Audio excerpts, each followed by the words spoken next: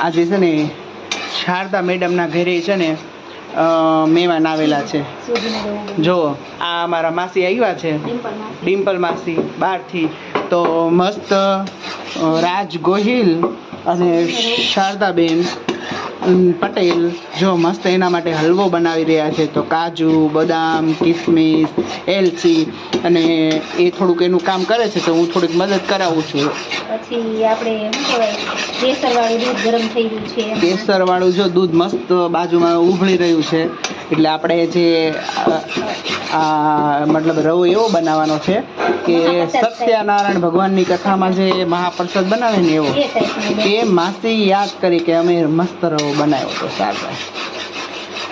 જુઓ તો તમારા મોઢામાં પાણી આવી રહ્યું હશે, બરોબર? જુઓ